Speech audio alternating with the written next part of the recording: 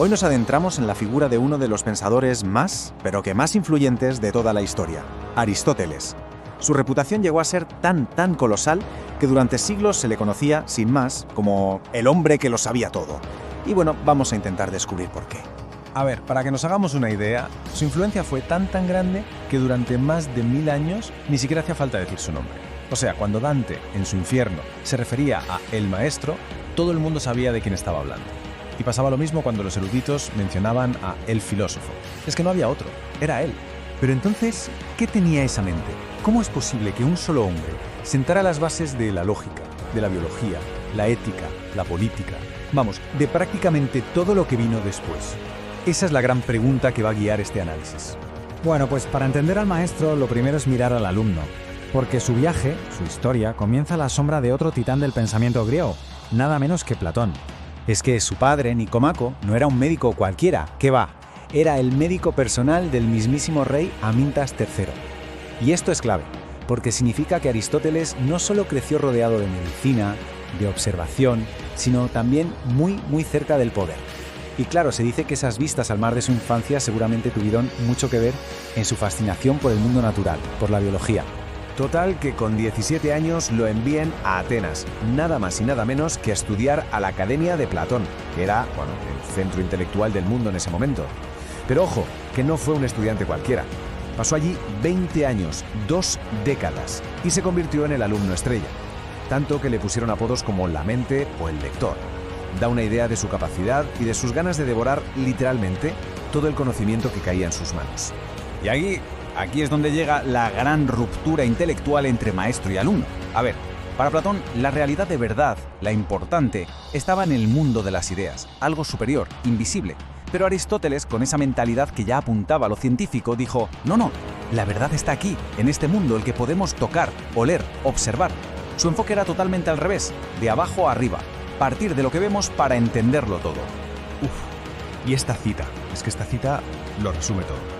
A pesar del respeto inmenso que le tenía Platón, su lealtad a la verdad, a lo que él creía que era la verdad, iba por delante. Es que demuestra una integridad intelectual que es, asombrosa. Estaba dispuesto a desafiar a su propio maestro con tal de seguir el camino que le marcaba la razón. Bueno, pues muere Platón y Aristóteles se va de Atenas. Y aquí empieza una etapa completamente nueva. Una etapa en la que su vida, y esto es increíble, se va a cruzar de lleno con el destino de la historia del mundo. La escena es de película. El rey más poderoso del momento, Filipo II de Macedonia, llama al pensador más brillante para que eduque a su hijo, un chaval de 13 años que acabaría siendo Alejandro Magno. Así que Aristóteles se va a Mieza, un lugar súper idílico, y allí empieza a enseñarle a Alejandro. Y es aquí donde nace su famoso estilo peripatético. ¿Qué es eso? Pues discutir de filosofía mientras daban largos paseos por la naturaleza. Una maravilla. Pasan los años y Aristóteles vuelve a Atenas, pero ya no es el mismo. Ahora, con toda esa experiencia a sus espaldas, está listo para crear algo que iba a cambiar las reglas del juego del conocimiento para siempre. Y claro, el liceo no tenía nada que ver con la Academia de Platón. Si la academia era todo matemáticas, debate abstracto, el liceo era pura investigación empírica. Se dedicaban a recopilar datos de todo, de botánica, de zoología, de política. Pensemos que era, en esencia, el primer gran centro de investigación del mundo, casi como una universidad de ciencias moderna. Es que la amplitud de su trabajo es que es increíble. No es que tocara un poco de todo, ¿no? Es que Aristóteles sistematizó, puso orden en prácticamente todas las áreas del conocimiento.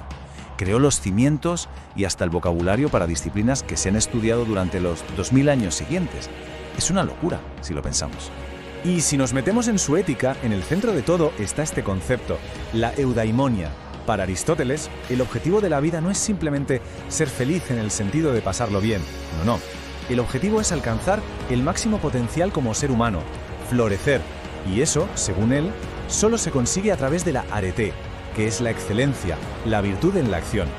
Vale, muy bonito, pero ¿cómo se llega a esa vida virtuosa? Pues Aristóteles nos da una herramienta súper práctica, la idea del justo medio. Nos dice que la virtud siempre, es un equilibrio entre dos extremos que son los vicios. Por ejemplo, la valentía. No es no tener miedo, eso sería una temeridad. Es el punto exacto entre ser un cobarde y ser un temerario. Un camino de equilibrio y de sabiduría práctica, vamos. Y llegamos ya a la parte final de su vida, y con ella a la historia increíble, casi de novela, de cómo todo su conocimiento consiguió sobrevivir contra todo pronóstico. Cuando muere Alejandro Magno, su antiguo alumno, el ambiente en Atenas se pone muy feo para cualquiera que tuviera relación con Macedonia. Y claro, Aristóteles estaba en el punto de mira. Lo acusan de impiedad y él, que tenía muy presente lo que le pasó a Sócrates, suelta esa famosa frase y huye. Se exilia y muere un año después, de causas naturales. Pero es que aquí viene lo más alucinante. Sus obras, que en realidad eran como sus apuntes de clase, no se publicaron sin más. Primero las hereda su sucesor, luego para que no se perdieran, las esconden en una cueva en Turquía durante casi 200 años, después las encuentran, se las llevan a Roma como botín de guerra y finalmente, casi 300 años después de su muerte, alguien las edita y las publica. Esta odisea explica por qué su influencia fue tan bestia pero más tardía, impactando de lleno en Roma, en el mundo árabe y por supuesto en toda la Edad Media europea. Entonces, si tenemos que quedarnos con algo, el punto clave es este. El verdadero legado de Aristóteles no es solo la cantidad brutal de información que recopiló. Su mayor regalo fue un método. Enseñó a la humanidad a mirar el mundo, a clasificarlo para poder entenderlo, a usar la lógica para llegar a conclusiones. En resumen, nos dio las herramientas para pensar. Y para terminar, una reflexión. Si todo su método se basaba en observar y en cuestionarlo todo sin descanso, ¿qué preguntas haría Aristóteles hoy? ¿Qué diría de nuestra tecnología, de nuestra política, de nuestra forma de vivir? Es una pregunta que queda ahí, en el aire, y que nos hace pensar en lo vigente que sigue siendo esa curiosidad infinita que él tenía.